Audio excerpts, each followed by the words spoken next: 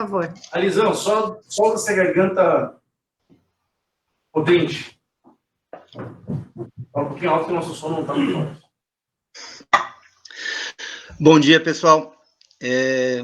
Aproveitando aí essa quarentena, meio obrigado, né?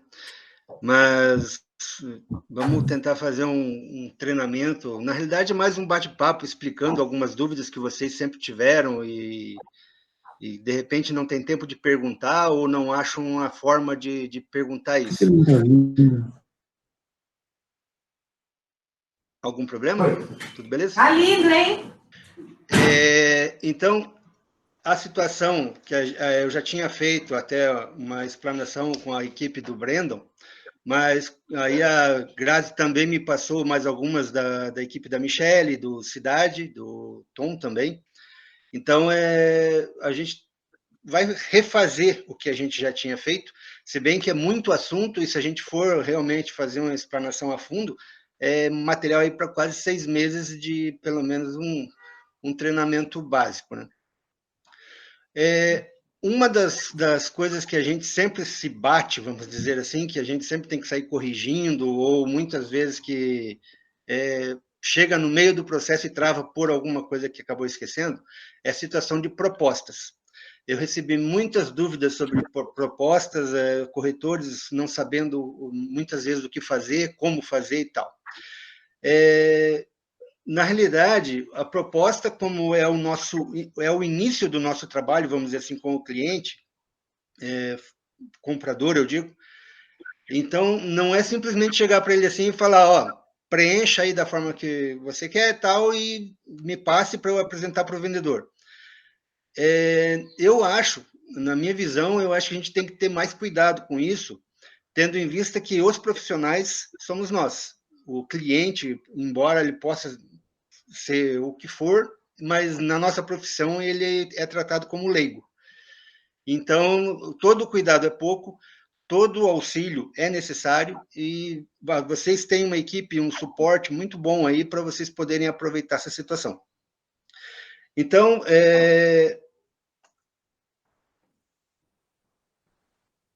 os cuidados maiores que a gente tem que ter na proposta, vamos dizer assim, seria o preenchimento da qualificação dos compradores na forma total, vamos dizer assim, não deixando campos em branco, não omitindo informação, não tentando adivinhar o que a pessoa é ou não é. Eu acho que isso aí teria que ser bem mais revisto e também para evitar maiores complicações posteriores. Situação de valores. 70% das propostas que eu pego para verificar são todas elas só com o numeral. Numa eventual dúvida, o que vai valer é o por extenso. Então, eu peço que todos vocês, quando forem preencher alguma proposta, coloquem numeral e por extenso, porque é onde vai sanar qualquer dúvida. Então, não tem como saber, tipo assim, o número 9 é 2, alguma coisa parecida, não. No por extenso vai estar bem mais legível, né? Também para situação de estipular datas. Para qualquer evento que ocorra no processo, se você já vislumbra isso na proposta, estipular as datas. Isso aí 95% das propostas não vem com data, não vem com data de entrega de chaves, não vem com data de pagamento das parcelas, dos valores. A gente tem que sempre ficar minerando isso depois que tem o aceite do documento. Então, eu acho que se isso partir já da premissa que está preenchido, não vai haver dúvida nem para o vendedor quando vai receber e nem para o comprador quando vai ter que pagar. Como eu falei também, datas na entrega da chave. Isso aí é primordial. Eu sempre, quando eu estou elaborando os compromissos que a gente precisa assinar lá com a clientela, eu sempre tenho que perguntar para os corretores quando que entrega, quando que o comprador vai pedir ou quando que o vendedor vai poder desocupar o bem. E já aconteceu de problemas, mesmo com a proposta assinada, contrato assinado, contrato do banco assinado, ainda teve algumas desavenças entre comprador, vendedor, corretor, gerência, por causa dessa situação de entrega de chaves. porque um prometeu uma coisa, o outro queria outra e acabou não ajudando nenhuma das partes. Uma outra coisa também, na situação da proposta,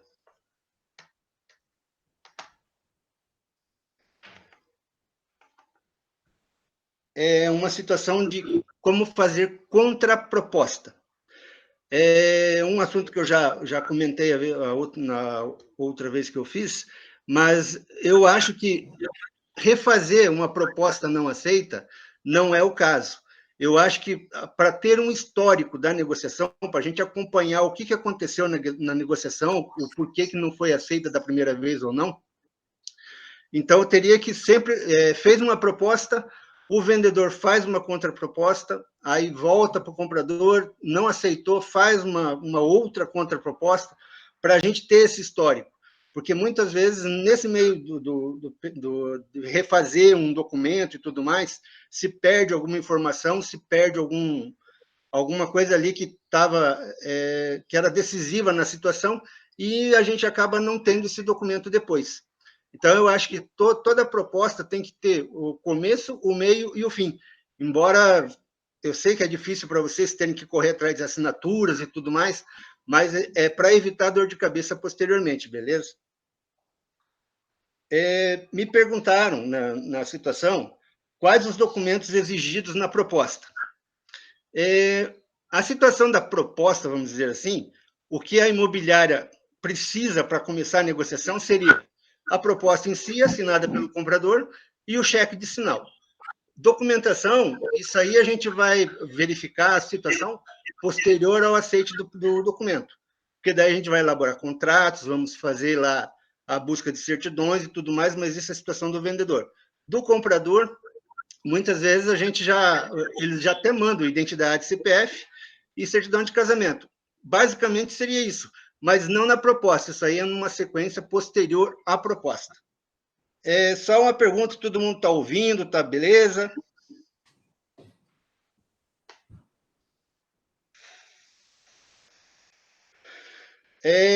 Na situação do fechamento, eu acho que é referente também à documentação que foi feita a pergunta. Após o aceite, então, da proposta, que é o início do processo, a gente pede para ser coletados, então, os documentos pessoais dos vendedores, que já está no processo, no caso, e também a situação dos compradores. Para a situação do prontos, identidade, CPF, certidão de casamento, comprovante de residência é o que basta. Já na situação de lançamentos, é uma situação à parte, porque eles já pedem comprovante de olerite, comprovante de renda, e também imposto de renda, que não é o caso do prontos, que não há necessidade. Já isso aí é mais para análise da construtora, lá do pessoal do financeiro da construtora, correto? Então, para prontos, seria identidade CPF ou a CNH, certidão de casamento e comprovante de residência. Do comprador, seria basicamente isso. Uma pergunta que fizeram, que, tipo assim, ficou até não sei o porquê que o corretor fez isso, mas vamos lá. É necessária a atuação do corretor no fechamento do contrato? Ao meu entender, o corretor é a pessoa que assessora, auxilia ao vendedor ou comprador em todo o processo. Seja na hora de fazer proposta, na hora de assinar contrato, na hora de repente, pagar um ITBI, registro, quando o comprador não contrata despachante, e, de repente, o gerente também não pode ir, eu não posso ir. E eu acho que é uma situação assim da presença do corretor perante o vendedor e o comprador, no caso, é crucial, porque ele que está ali sempre ajudando e auxiliando a pessoa em todo o processo. Esse treinamento básico que a gente está fazendo é justamente para o corretor estar sabendo quais são as situações que ele teria que estar auxiliando nisso. Situação da proposta, a gente já falou. Eu tenho alguns avisos que eu sempre vejo o pessoal falar e a gente sempre está corrigindo.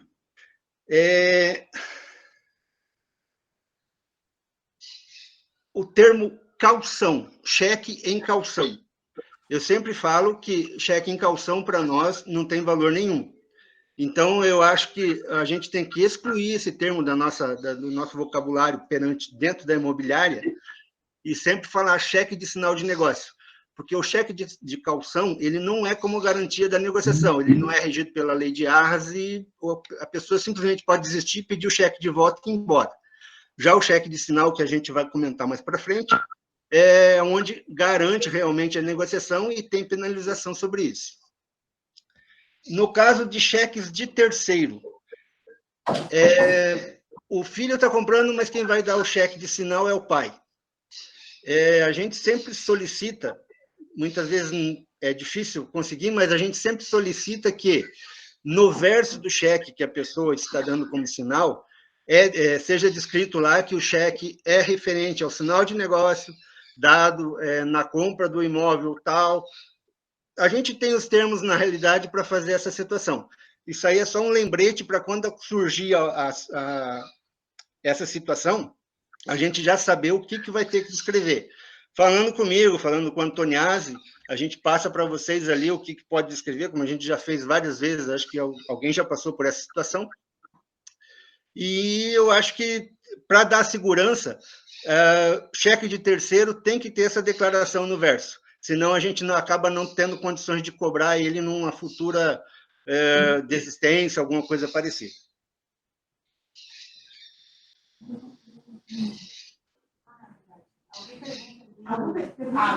No chat? Ah, não tá? Então...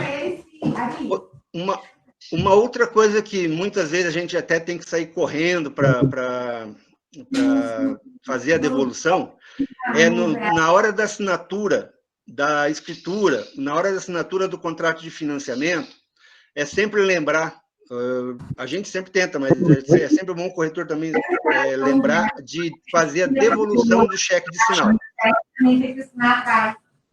Mas só se abrir ali, ela perguntar, eu acho. Tudo bem, hein? Ali, a gente quer fazer uma pergunta. Tá. Tá me ouvindo? Estou. Então, referente ao cheque de terceiro que você disse que deveria ter uma declaração no verso.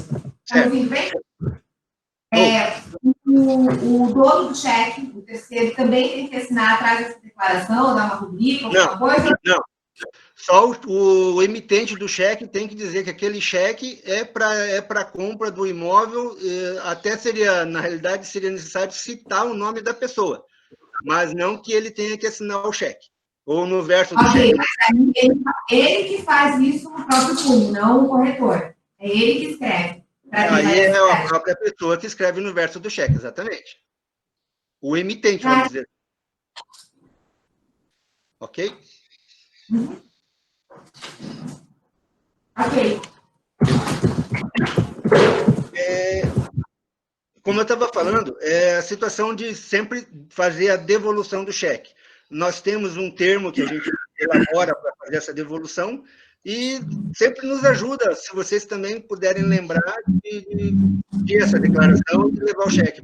A gente sempre tem que sair correndo para ir para cartório na hora da assinatura para ter que levar o cheque simplesmente, né?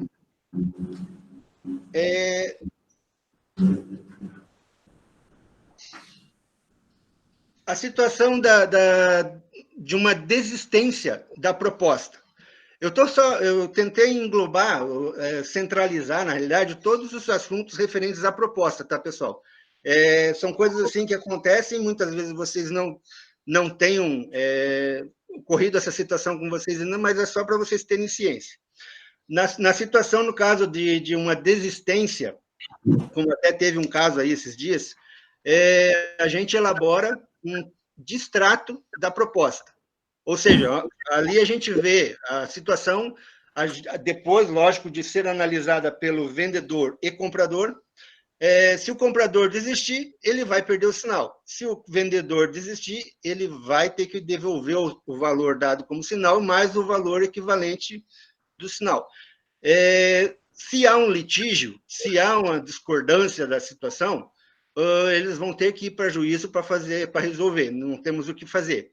Mas se a pessoa é consciente e ela vê que o compromisso que ela assumiu não vai poder ser cumprido, alguma coisa parecida, aí ela acaba assinando o distrato, perdendo o sinal, ou recebendo a devolução do sinal em dobro, e se encerra o processo por ali.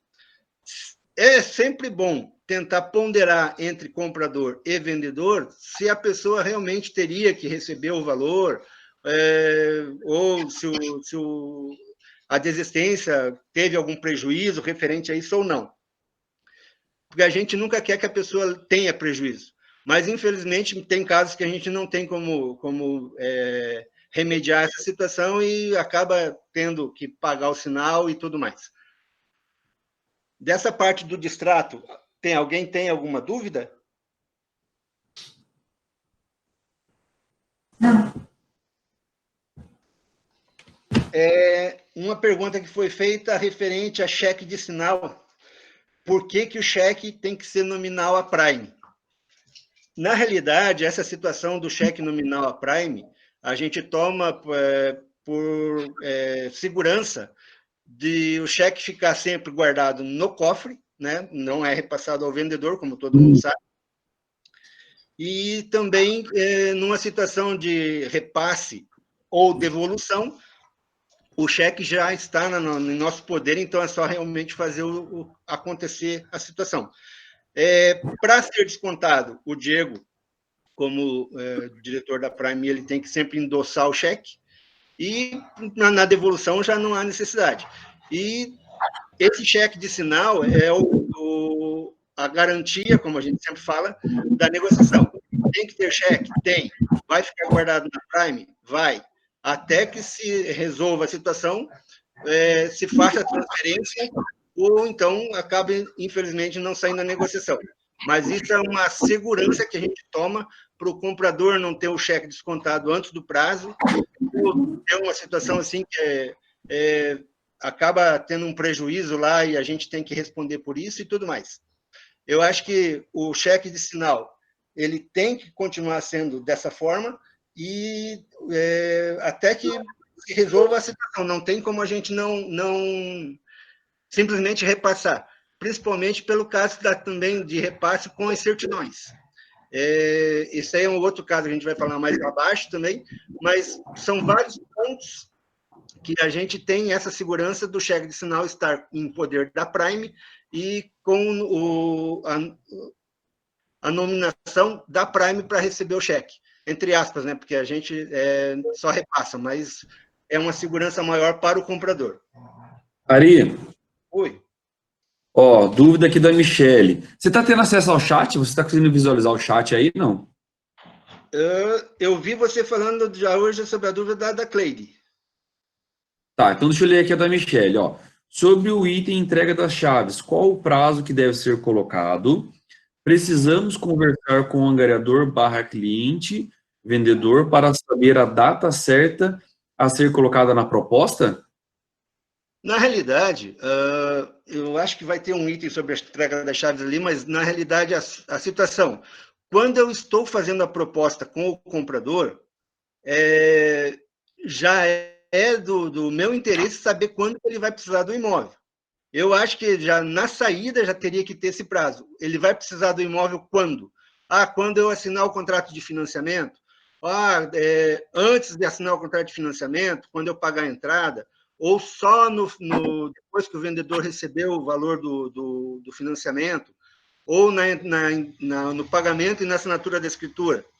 São situações que o comprador vai pedir a situação dele. Eu quero receber nessa data. Quando o vendedor for fazer o aceite da proposta, ele vai analisar essa situação e vai ver se é possível.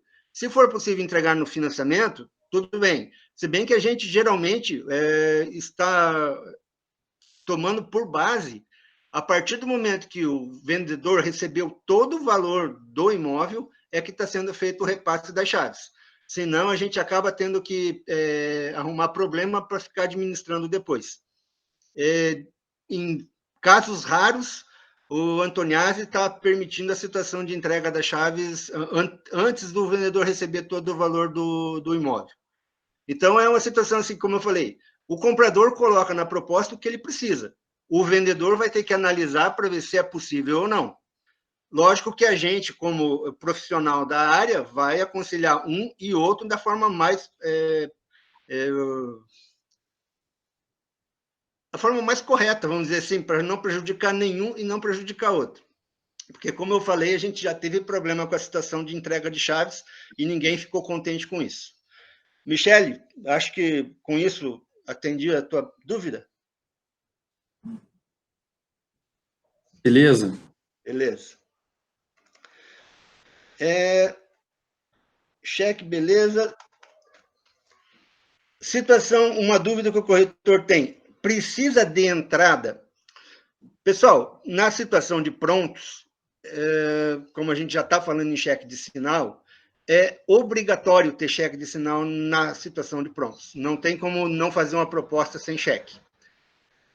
Na situação de lançamentos, já até o Diego explicou também, uma situação que não há por que ter cheque de sinal. Até deveria, mas não há necessidade na situação de lançamentos.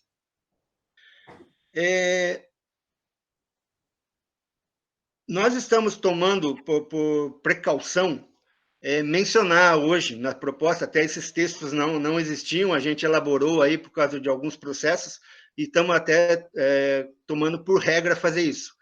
A gente cita hoje nas propostas que o cheque de sinal é só como garantia da negociação, não podendo ser descontado se não houver desistência, né, tanto do vendedor ou do comprador, mas ele será devolvido ao comprador quando da finalização lá, ou do pagamento da entrada, da assinatura da escritura, ou do financiamento.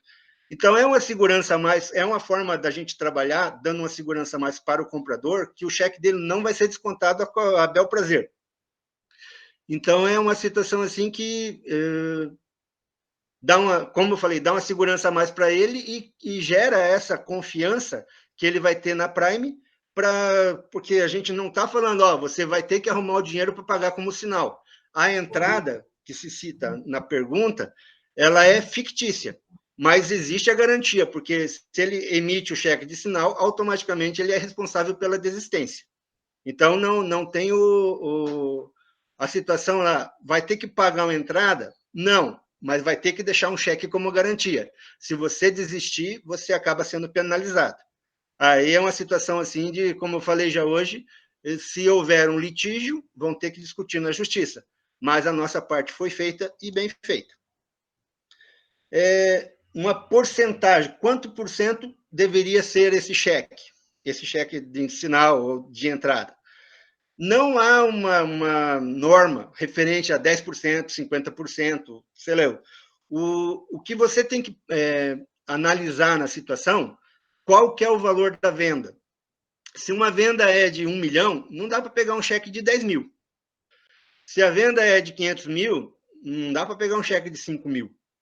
A gente tem que ponderar e ver como que eu posso segurar essa negociação, como que eu posso fazer para o vendedor ou o comprador simplesmente chegar para mim e falar, não quero mais vender ou não quero mais comprar, porque o dinheiro que eu estou pagando como sinal é irrisório. Então, eu acho que a gente tem que ponderar. A média de 10% é uma média boa, que segura muita gente, ela pensa 2 vezes antes de perder o que deu de sinal, ou o vendedor pensa 2 vezes antes de ter que devolver o valor equivalente para o comprador, mas não é regra básica. A gente já teve processo que teve 1 milhão de sinal e deu certo. A gente já teve processo que teve 30 mil de sinal e a pessoa simplesmente desistiu. Falou que era para entregar o cheque para o vendedor e acabou. São situações que acontecem no processo, a gente não tem como adivinhar o que vai acontecer, mas a gente tem que se precaver, né? Eu acho que é uma questão, assim, como eu falei antes, de bom senso. Ver o que a pessoa pode e vamos tentar fazer o melhor possível para que o negócio dê certo. Se essa situação da entrada, ou sinal pode ser parcelado. Como a gente acabou de falar, a situação da negociação, o cheque de sinal a gente só está pegando como uma garantia. Não vai ser descontado, não vai ser pago antes do prazo, não vai ser feito nada com ele, a não ser uma situação de garantia. Então, essa pergunta, se pode ser parcelada, não cabe muito na situação de prontos. Já na situação de lançamentos, eu já vi muitos casos em que a entrada é parcelada assim, muitas vezes até em cartão de crédito, para a pessoa poder fazer a compra do imóvel.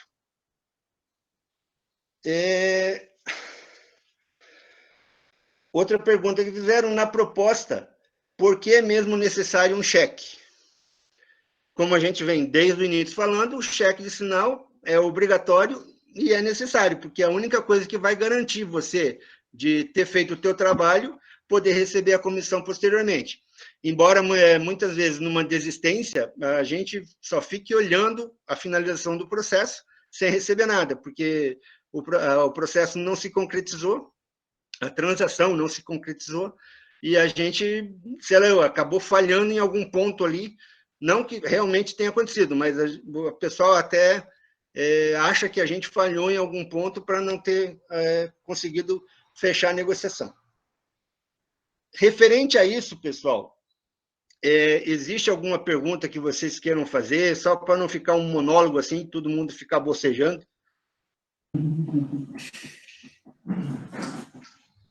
Ô, Ari, Oi, você já preparou a prova para o final? não entendi. Você preparou o teste para o final, para ver se o pessoal prestou atenção no que você Eu estou falou? imprimindo as provinhas. Ah, então tá bom. Bota na impressora aqui, ó. Vamos todo mundo erguer os braços.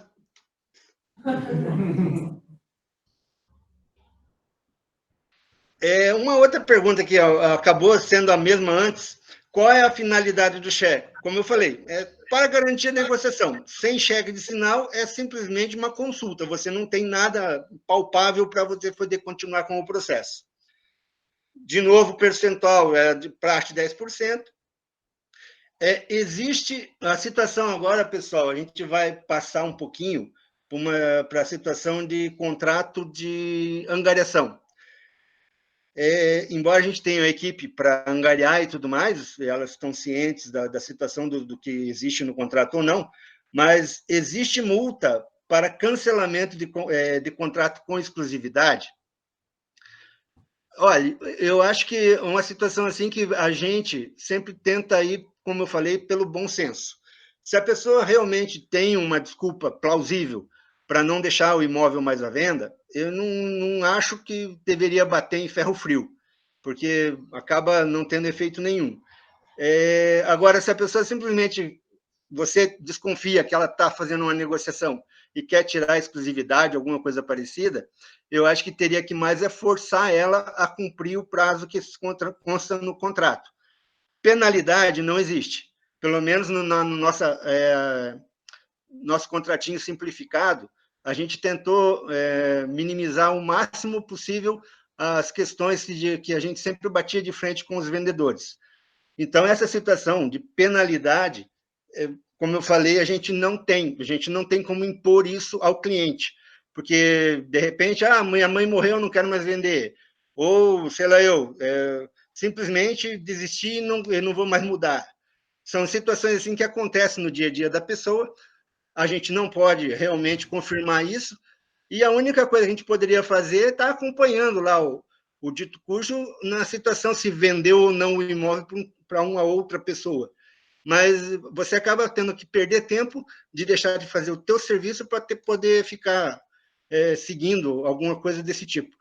Então, como eu falei, situação de bom senso, o Antoniari sempre usa essa situação, analisa, vê os casos, e não vejo como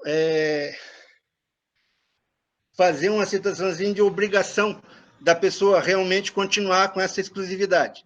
Se vai pôr em outra imobiliária, se vai tentar fazer uma outra negociação com outras pessoas, tentar pelo menos deixar o imóvel para que a gente consiga vender.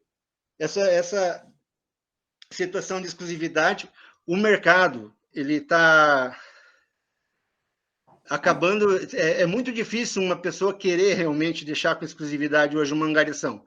Embora os corretores sempre vão atrás e tudo mais, mas a pessoa sempre quer ter mais pessoas trabalhando para ela do que simplesmente uma imobiliária. E não tem o que fazer diferente a isso. Então, só respondendo a pergunta, não há essa penalidade referente à exclusividade.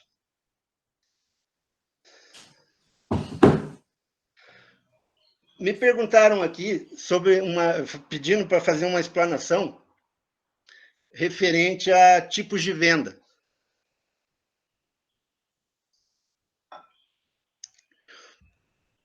Uma venda com imóvel ou uma venda com veículo, que além do normal, né, seria financiamento ou escritura, colocando esses bens como parte de pagamento. Na situação do imóvel,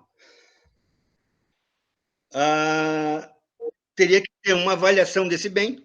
Vocês, como corretores, poderiam fazer esse parecer de mercado, informando já ao comprador que o valor que ele vai poder dar o imóvel como parte de pagamento não é o valor que ele vai pegar no mercado.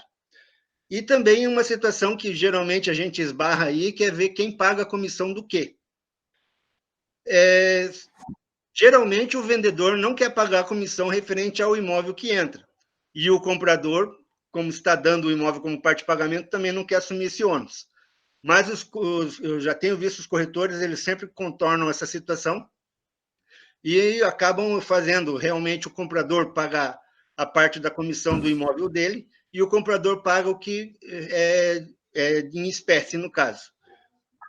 Uma coisa que eu sempre aconselho, no caso do imóvel, se o vendedor vai ficar com o bem para ele e não vai vender, seria de direito dele pagar 100% da comissão. Ao meu ver, no caso, é a minha análise. Porque ele está assumindo o bem como o valor que ele recebeu em espécie. Então, não tem por que ele não pagar a comissão. Logicamente, nesse caso, o comprador acaba ficando isento de pagar qualquer coisa. Já com relação a um veículo, geralmente tem aquela questão, se o cara vai dar o veículo como parte de pagamento, não vai pegar também o valor de mercado. O comprador sempre vai querer pôr no preço da tabela FIP. Mas o vendedor não vai aceitar essa situação. Uma das coisas que a gente sempre aconselha é o comprador colocar o veículo numa loja ou, de repente, fazer o repasse do veículo para uma loja para poder dar o valor em espécie para o vendedor. Muitas vezes é mais vantagem, não tem deflação, mas muitas vezes o comprador não quer aceitar essa situação e quer deixar só o veículo realmente. Então, só que ele vai ter que ser pesquisado se tem algum gravame, se tem alguma multa e se todos os impostos estão em dia. Estando com isso, e as partes aceitando, sem problemas. Eu queria também falar, pessoal, porque eu vejo que tem muita gente que fica meio perdida com a situação de uma matrícula do imóvel. Até teve muitas perguntas sobre a situação de matrículas. Eu só quero achar aqui que escritura, trâmites, não. Ari, tem uma dúvida aqui, você está vendo no chat, não? Não vi. Qual que é? Não, então aqui, ó, da Camila. Gostaria de saber se a entrada do comprador, o valor é repassado para a Prime, ou ele pode pagar diretamente para o proprietário do imóvel. Isso é estabelecido já em contrato? Na realidade, é o que a gente comentou. A entrada, ela, entre aspas, né, a situação da entrada é o cheque de sinal. A gente entende isso como cheque de sinal. Ele é guardado no cofre, através do cheque lá, ele é guardado no cofre da Prime e só vai ser repassado ao vendedor na hora da assinatura, ou seja, do compromisso de compra e venda, ou na hora da escritura, ou na hora do contrato de financiamento, dependendo da situação. E a gente só faz o repasse de qualquer valor aos vendedores mediante a apresentação de todas as certidões. Sem estar tudo ok, a gente tira as certidões, sem estar tudo ok, o vendedor não recebe nada até estar com a vida limpa. Então, não é repassado nada para o vendedor sem ter essas situações definidas, tá? A situação da entrada não é repassada para a Prime. Muitas vezes os corretores querem fazer alguma coisa referente ao valor do sinal, da comissão, para se resguardar, mas se a gente acabar não conseguindo concretizar a negociação, não tem sinal e não tem comissão também, né? Então, não é repassado nada, não.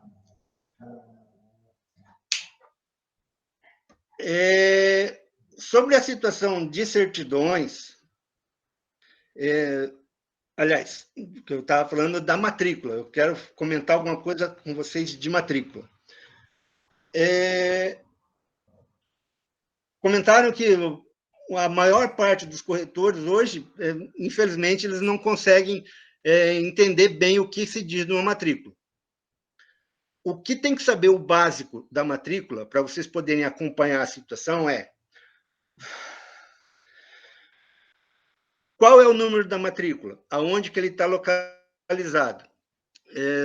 Infelizmente, eu não tenho nenhuma aqui para mostrar para vocês.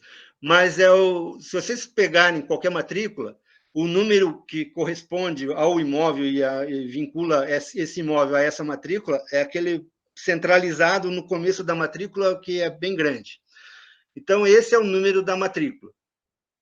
Qual é o número do registro de imóveis? Esse número, os registros de imóveis, nós temos 9 em Curitiba, do 1º ao 9º, e cada registro tem uma região que ele registra, vamos dizer assim, que ele domina. Esse número, geralmente, ele vai estar à esquerda em cima da matrícula, lá, dizendo qual cartório de registro de imóveis que é. Muitas vezes as pessoas não identificam isso, a gente sempre conhecendo quem são os proprietários e tudo mais, a gente acaba verificando. Mas, então, número da matrícula é um item, número do registro de imóveis é outro item. Uma situação se a matrícula é de fração ideal do solo... Ari, Oi? dá uma seguradinha aí, porque caiu a conexão aqui na imobiliária. Tá. Espera só um pouquinho, tá? Não, o problema é na casa dele. Quer dizer, não, é aqui.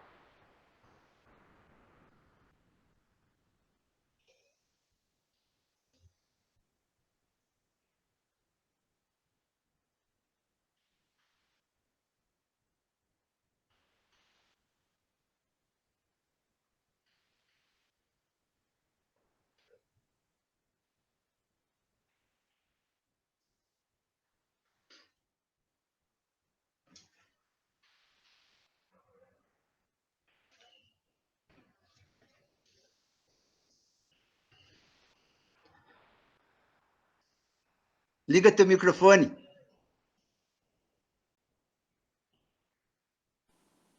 Tô com saudade, povo. Você acha que eu não quero ir trabalhar? É que não dá, né? Senão eu estava aí junto. Estamos aqui, então, fazer o quê? Mas eu tô Que trabalhando coisa. aí, ó. Cheio de coisa pra fazer. Né? Senta na minha mesa lá. Hã? Senta na minha mesa lá e faz Não, ela não tá... estágio. Sim, vou fazer. Vou fazer estágio.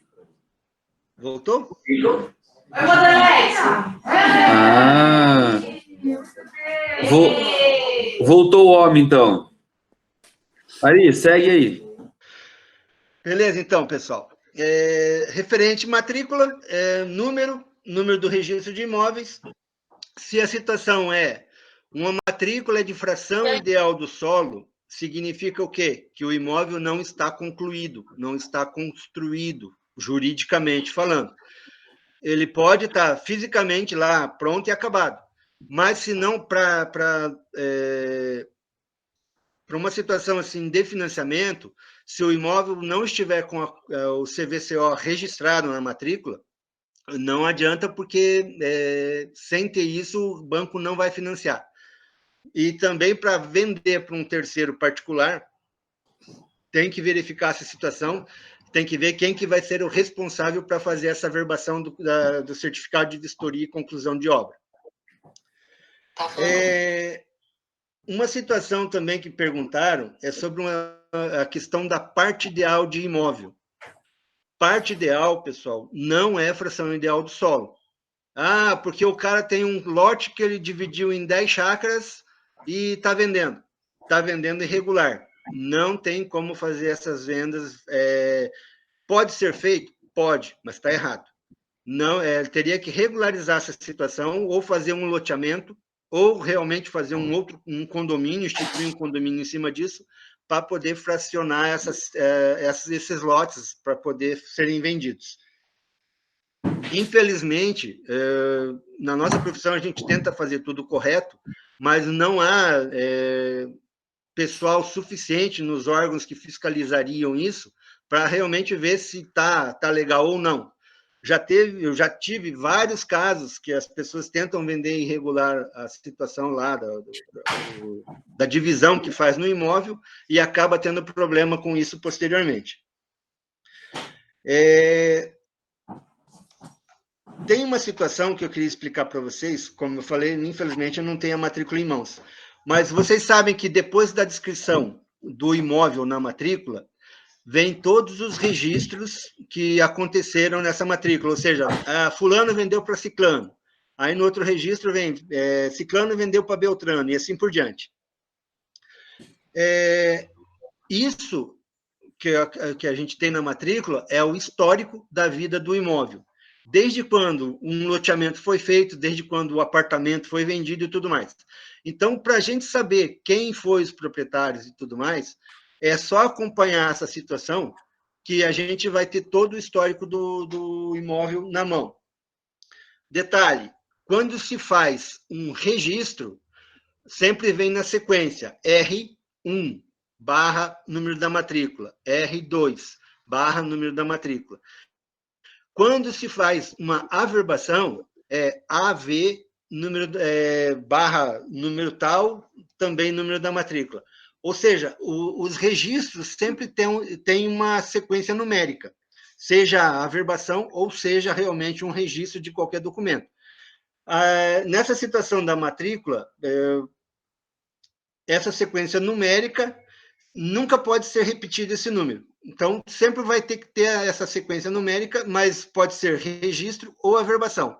É só esses dois, além de uma eventual declaração que o registro possa fazer na matrícula, mas a gente só vai ter averbação e registro no corpo, no histórico da matrícula.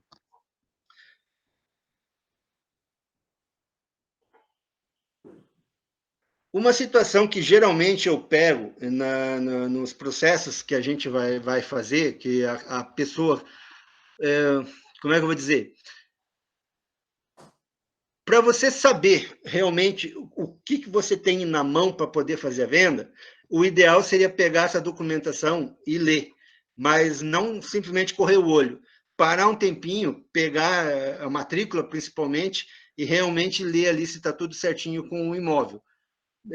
Isso aí é só um alerta, tá, pessoal? Porque muitas vezes a pessoa pega, faz tudo, quando vai ver, a gente tem que começar explicando desde o início lá. Falou, mas eu não tenho como colocar aqui a situação da matrícula, eu não sei mexer nessa situação aqui para colocar a matrícula para todo mundo visualizar. Mas eu voltando, tomara a Deus que não demore tanto, mas aí a gente reprisa essa situação da matrícula, só para todo mundo poder saber o que acontece nessa situação. Valeu, obrigado. Ainda com referência à matrícula, o registro de imóveis fornece alguns documentos referentes a isso. Certidão atualizada da matrícula é simplesmente uma cópia que o registro tem lá nos arquivos dele, e quando você pede esse documento, eles vão lá, tiram uma xerox, colocam um carimbo na matrícula e te entregam. Não tem valor jurídico, vamos dizer assim, para apresentar em nenhum órgão para provar que você realmente é dono do imóvel ou não. Tem a certidão de ônus, essa sim que tem validade para toda e qualquer finalidade, onde prova que o imóvel está livre e desembaraçado para fazer qualquer venda, e também quem que é o atual proprietário do bem.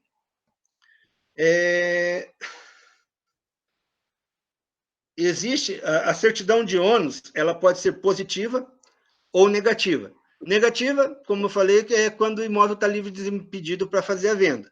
Positiva é quando existe algum gravame. Gravame pode ser alienação fiduciária, pode ser uma hipoteca, pode ser alguma ação que a pessoa tenha contra si e o credor lá acabe fazendo alguma anotação da matrícula. Então, tudo isso seria uma certidão positiva de ônus, que o registro tem obrigação de apresentar, logicamente com o prazo que ele tem por lei lá de 5 dias, mas com isso aí, infelizmente, essa situação da positiva que muitas vezes atrapalha nossas negociações, né? Negativa quando está desimpedido, tá? E existe uma situação que já perguntaram para mim, é uma certidão vintenária. O que seria a certidão vintenária? Você tendo uma matrícula, hoje até é mais fácil, porque os imóveis já têm até matrículas com 20 anos. Você teria que contar da data atual, retroagindo até 20 anos para ter essa vintenária. Existem, como eu falei, antigamente já você teria que ir até em transcrições, que é relativo a títulos antigos de imóveis, para conseguir essa vintenária. Mas hoje eu acho que qualquer matrícula que você tem em mãos, geralmente vai dar os 20 anos folgado, então não teria muito que se preocupar com isso. É uma certidão até que caiu em desuso por causa dessa situação.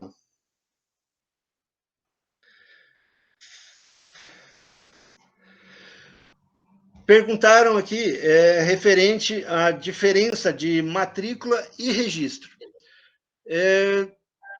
No brasileiro popular, seria até a mesma coisa. Eu tenho o registro do imóvel, eu tenho a matrícula do imóvel.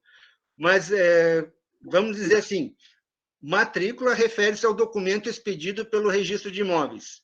Registro é o órgão, o departamento, o órgão público que teria em poder essa matrícula para estar podendo emitir as certidões. Importância desses documentos. A importância da matrícula, como eu falei, é todo o histórico do imóvel. A gente quer saber da vida do imóvel, quem foram os proprietários, se aconteceu algum problema ou não com ele, se tem algum gravame, é só na matrícula que a gente vai encontrar isso. Não existe nenhum outro órgão ou documento que vá ter essas informações para nós. Situação de averbação, pessoal. Até é muito discutido isso aí entre a gente. Construção sem averbação, juridicamente falando, não existe. Eu até comentei isso agora há pouco. Pode estar fisicamente concluída há muito tempo, mas não se aceita como garantia, não há possibilidade de financiar, também não há condição da construção, aliás, também há uma condição da construção não estar conforme as diretrizes do município. Pode ter sido construído a mais do que poderia ser feito, e numa eventual regularização dessa construção, acaba tendo que fazer uma demolição da parte construída para poder fazer a averbação ou regularizar a obra. Por isso que também é muito perigoso, vamos dizer assim, a gente vender imóveis sem averbação da conclusão da obra, porque a gente não é engenheiro para estar sabendo o que foi feito na obra e tudo mais. A gente consegue analisar pela guia amarela e tudo mais quais são os parâmetros de construção. Mas até fazer tudo isso, a gente corre sério risco aí de ter que pagar uma indenização por estar vendendo alguma coisa que não deveria ser feito.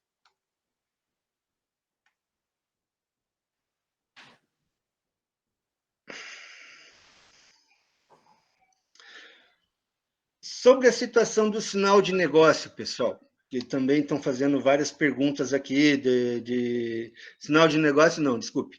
Situação da lei de Arras, que acaba regendo o sinal de negócio. Nós usamos somente o artigo 420 do Código Civil, que seria a situação do Arras, mas é um Arras que só permite ao comprador e ao vendedor ou receber o que deu como proposta, lá como sinal, ou devolver em dobro o que foi pago, no caso.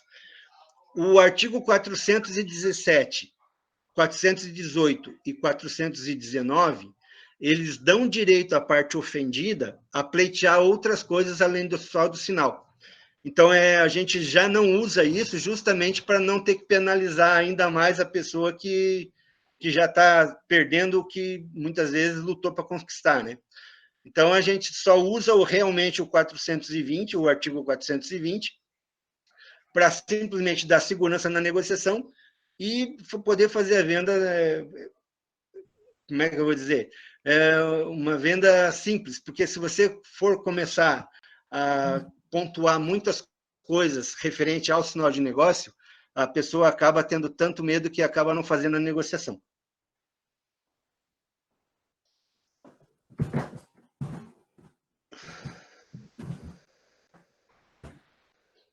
Tem algumas coisas aqui que vai ser a situação do companheiro da Prioriza vai responder para nós também, referente a financiamentos e tudo mais. Eu não vou entrar muito no mérito, porque como a gente só mexe com a documentação, a gente não acompanha o processo de financiamento. Mas tem coisas, umas perguntas referentes a formulários e tudo mais, que é uma situação assim que é mais de despachante e os correspondentes bancários que fazem, né? Eu acho que mais para dar um norte para vocês referente a uma situação muito complicada também, seria a situação de regime de casamento, pessoal. São assuntos assim que a gente está ponderando, pontuando aqui, mas isso aí eu gostaria de ter mais tempo para falar com vocês outra hora. A gente pode combinar com a Grazi para a gente poder fazer ponto a ponto. Situação do regime de casamento. A pessoa está casada, tá. Ah, não, mas ele é casado em união estável. Pessoal, união estável é uma situação de convivência. O estado civil da pessoa é o que ele tinha antes da união estável. Pode ser solteiro, pode ser divorciado, pode ser separado. Eu já li até matérias aí que, mesmo estando casado, mas com prova de separação de corpos, a pessoa pode estar em união estável. E para mim seria mais uma situação assim de bigamia, mas a lei agora já tem matéria referente a isso também. Então, só para deixar claro, regime de casamento, quando a pessoa é casada, é comunhão parcial de bens, comunhão universal de bens, separação total de bens, separação obrigatória, e também tem a participação nos aquestros finais, alguma coisa parecida. Que isso aí também é difícil ouvir falar. A pessoa, o que eu quero tomar cuidado, que vocês sempre verifiquem, falou em, eu vivo em união estável, mas sempre peguem qual é o regime, qual é o estado civil da pessoa. Isso é uma situação que a pessoa pode, como eu falei, está casada, se está vendendo alguma coisa e realmente era casada, acaba prejudicando toda a negociação, né? Porque a outra pessoa não vai querer assinar nada referente a isso. Ari, você está vendo ali a dúvida da Michelle no chat? Não. Então, deixa eu ler para você aqui, ó. Quando o imóvel está anunciado com 92 metros quadrados de área privativa averbado, mas tem 142 metros quadrados, existe algum problema para o comprador?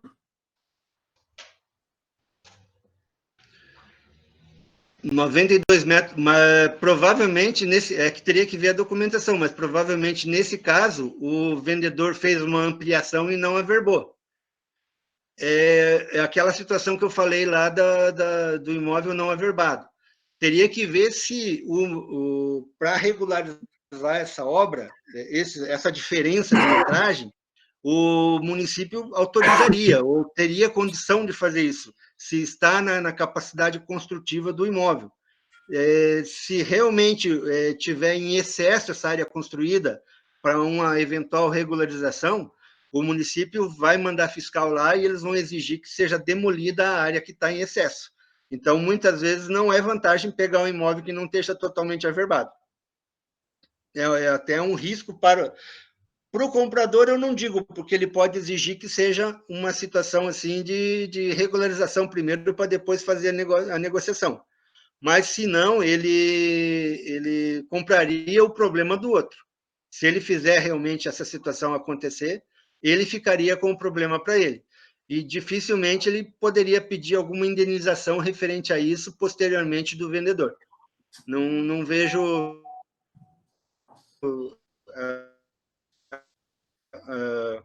um caminho.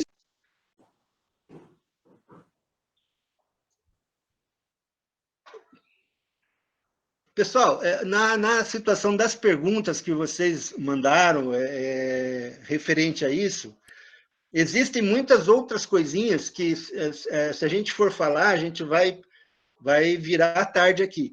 Eu queria ver com vocês se referente a esses detalhes que a gente falou, sinal de negócio, regimes de casamento, matrículas, cheque de sinal, tal. Vocês teriam mais alguma pergunta para fazer além disso ou não? Bom,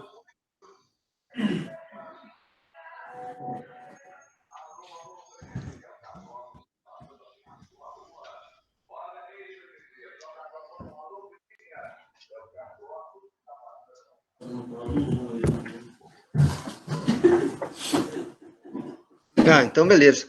Eu não sei, a Grazi está aí perto? Ari, a Grazi e o Diego deram uma descidinha para pegar uma encomenda de álcool gel lá. Mas você quer passar mais alguma informação para eles? Senão eu vou continuar daqui passando para eles as minhas informações da Roga. Não, beleza. Aí, se você quiser assumir daí, porque eu acho que, como eu falei, já praticamente aí foi quase 2 horas da gente conversando. Então, 1h15 conversando. Eu acho que deu uma explanada e, como eu falei, quando eu sair, eu estou em casa, mas estou ativo e operante. A hora que vocês precisarem de mim, é só me ligar, me manda mensagem, eu sempre estou olhando e sempre estou respondendo para vocês aí o que precisa e Ari, no que tiver ao meu alcance para poder ajudar. Uma última aqui da Marli. Já se o imóvel tem uma parte não averbada, por exemplo, um ático, uma garagem, uma edícula, lá, sei lá, somente vende à vista. Ah, interessante, né? A parte não averbada não vai reconhecer, né? Muitas vezes, Marli, nesse caso, vamos supor numa venda com financiamento. Existe o risco do avaliador, do engenheiro que for fazer a avaliação, simplesmente fechar o olho e esquecer a edícula ou a garagem, não avaliar ela no valor não colocar ela no valor do imóvel e a avaliação sair abaixo do pretendido. Ou também existe o risco dele simplesmente dizer que está irregular aquela construção e teria que demolir, ou fazer a averbação daquela parte que está precisando. É complicado, mas existe, como eu falei, existe caso que passa, existe caso que não passa. Mas é só colocando realmente na prova lá do avaliador para ver. Quando existe uma situação assim de desconfiança que isso vai atrapalhar, muitas vezes a gente solicita, orienta ao correspondente, ao despachante que vai fazer o processo, o primeiro passo no processo é pedir a avaliação do bem, porque se enroscar nessa avaliação, automaticamente aí já não dá para continuar com o processo. Mas se, como é o primeiro passo e passou, referente a essa avaliação, aí é só tocar o processo e ser feliz. Beleza? Beleza, pessoal? Pessoal, como eu falei, estou em casa, mas estou com vocês, sempre estou pensando aí, estou com saudade de todo mundo, e se vocês precisarem de mim para alguma coisa, ou fazer algum documento, é só me ligar, só falar aí que a gente está à disposição, beleza? Ari, obrigado, então. O pessoal todo agradece aqui. O Diego e a Grazi desceram lá. Vou tocar daqui. Se quiser continuar acompanhando, vou mostrar para eles simulação de crédito associativo no portal do